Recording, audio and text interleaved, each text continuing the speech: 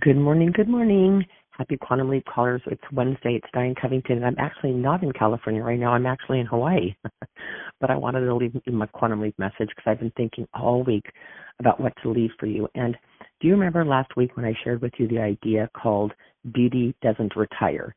So there's a graphic designer, and she runs a website that you don't have to pay for. I pay for her other service, but it's called Pajama Graphics, like pajamas, like what you wear to bed.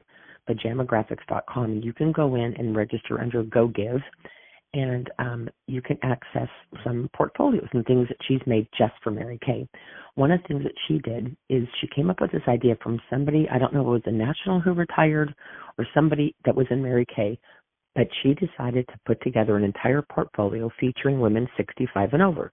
Now, if you're listening to this message in your 20s or 30s or even early 40s, you might think, why would I want to do that? Well, believe it or not, one is its legacy, first of all, and it's fun. Number two, the wealthiest generation, supposedly right now in the country, is people 62 and older. They have more wealth than the country's ever experienced. So imagine this. You've got a grandmother, let's say in her 70s or 80s, her daughter's in her 50s, her granddaughter's in her 30s.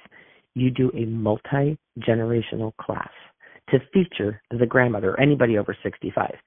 So what's really cool is in this pajama graphics layout, one page you just put a picture of their after photo when you do a skincare and color makeover on them, right? And you put next to their picture their age, because at that point they're bragging about how old they are typically. And you ask them for their favorite quote, and then you ask them for the advice they give their younger self. And each woman has its own individual posting. You can put it on social media. You can even post it on her Facebook. Chances are she probably has a Facebook if she's over 65. And it looks amazing. Then there's another sheet where you can feature, like you could put at the top of it, women in their 70s and just feature everyone on that page. It's a little cameo photo with their name and their quote. So it's really, really cute. And then it gives you also 12 grids. It almost looks like a bingo card.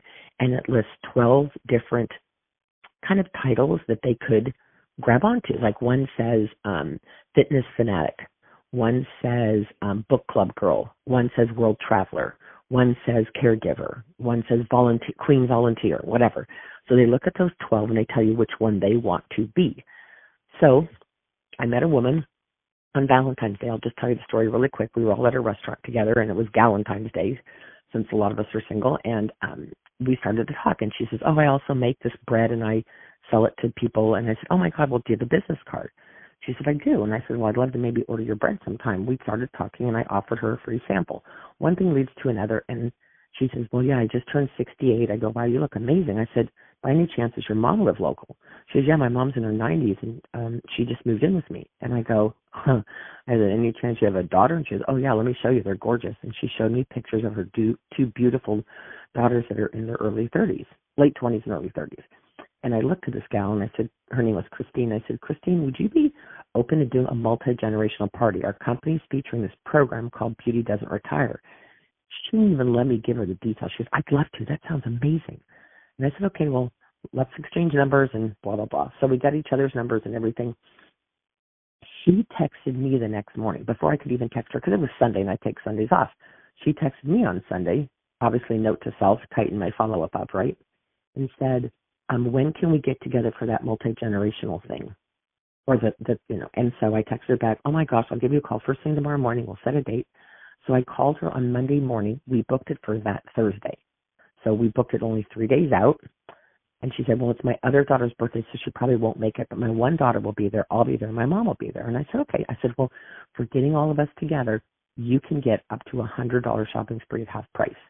I just thought it would be fun to gift her a lot. Maybe that's more than you would ever do for a hostess for just 3 people, but I decided I don't lose anything.